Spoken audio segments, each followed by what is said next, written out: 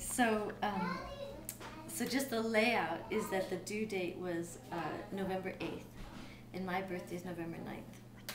And so the week up until that, my friend Lila was there, and so every night we'd have like spicy Indian food, and then the day before, Lila had written some lyrics to a song that was like a Baby Come Down song.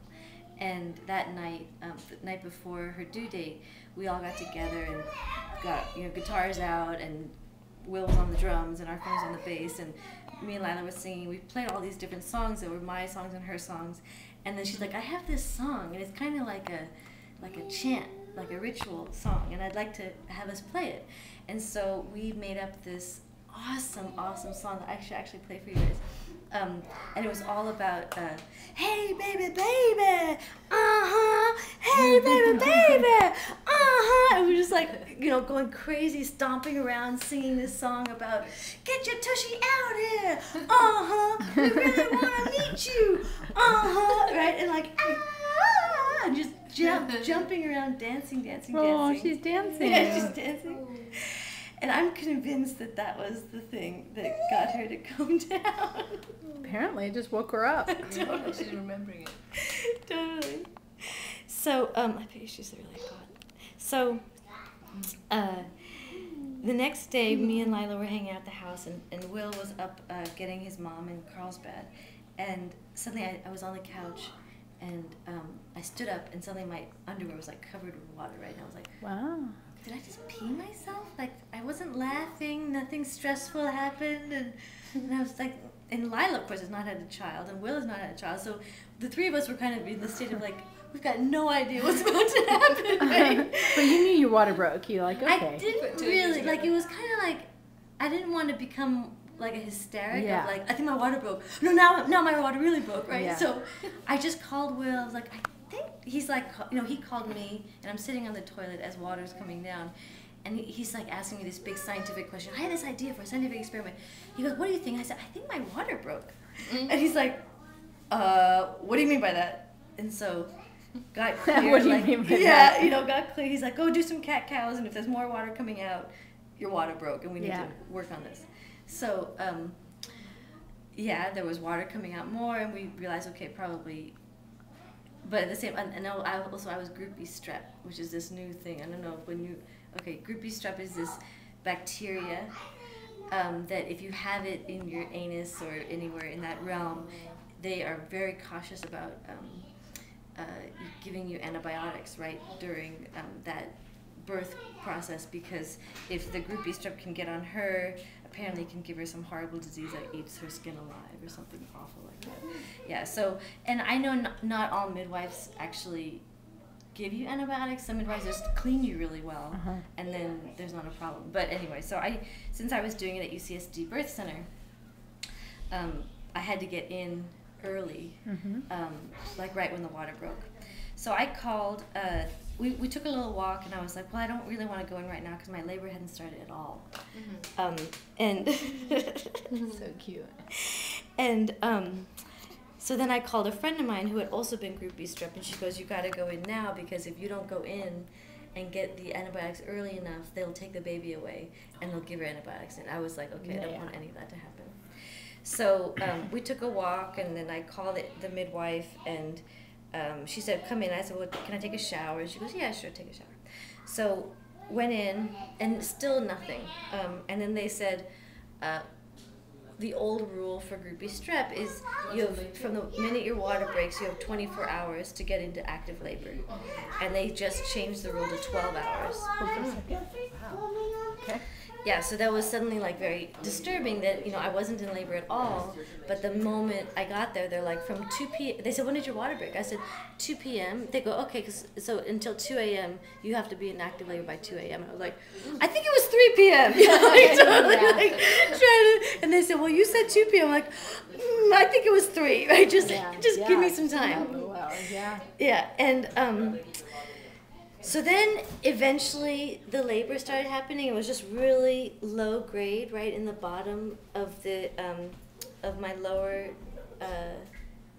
belly. It was no contractions. No contract. It was just like some period pain. And it felt great. Like, it really felt like, really like, oh, I can handle this. And I got into my little outfit. I had this little pink, you know,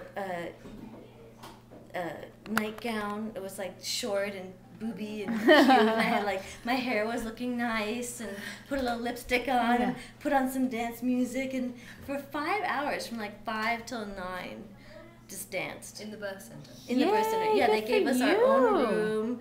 And this woman comes in who was like, who was like a nurse's assistant.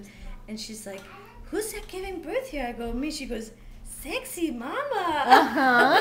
Yeah. I was feeling so great. And when the contractions would start, I just danced, you know, and I kept moving, and I felt really good, and everything was awesome. And then the midwife came in around 9 p.m., and she looks at me, she's like, you might not be dancing for much longer, right? And I was like, what does she mean by that? That doesn't sound very good. Yeah. Right? A little scary. So I decided maybe I should lie down. Like, that was kind of like the harbinger of scary news. Was Will there? Will was there. When you were dancing, who was there? When I was dancing, yeah, and Lila was there. We were the three of us. Well, Will didn't really dance. He danced a little bit, but more Lila and I. And that's when the real heavy stuff starts, you know, when suddenly you just can't move, and you're just living through this intense waves of sensation that is just, oh my God, just so unbelievably intense. And then the relief in between, you know, it's every 3 minutes, right? Yeah. That you have this sudden, incredible relief, and then it starts up again. It's like, you know, just, and all I was doing was just breathing. And we were listening to the Murray Mongan, you know, the hypnobirthing. Yeah. And that was good for the first while. And then suddenly it was like, turn that shit off! It was it was just the most antithesis of what you're experiencing. Yeah. It's like, now you think of the rainbow. Like, there's no rainbow! You know? It's like, so awful. And the thing is, like, they kept coming in and checking. And it was getting to be closer and closer to the time where they were going to send me down to labor and delivery, which is where you could get C-sections and epidurals and all that nightmare. And they just kept, you know, the midwife kept saying, you're doing fine, you're doing fine. But they wouldn't check me, right? Because they're totally not about intervening in any way. But I also had this feeling of like, but just tell me where I'm at. Yeah. Like, am I getting close? Am I where I should be? And they're like, well, we can't really tell you, but just keep going. Everything seems to be fine. And I think that was like the one thing where I would have really wished that they had just said, we think you're at 6 centimeters. We think now you're at 7 centimeters. Oh, so they didn't measure you at all? No, they didn't measure me at all. And so I kept kind of having this feeling of like, when is this gonna end? Yep. How far? No light at the end of the tunnel. No light at the end of the tunnel. Just.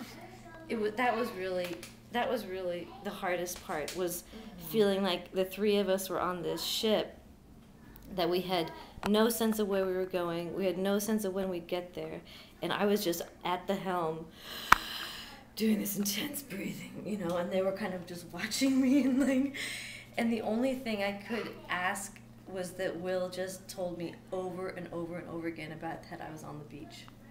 That was the whole, like, all I could manifest was just like, just tell me I'm on a beach, explain about the surf, talk to me about the sand, you know, the ocean. Just, I had to just feel the waves. Yeah. And he kept falling asleep. Oh. And so when the surgeons started, we were like, tell me I'm on the beach! Which was just, you know, it was just like, there was so much like kind of energy that you, like, it was, in some ways I was so irritated because I didn't know what was going on, and in other ways I was just like trying to not let anger take over or anything. Yeah. I'm gonna pause for a moment.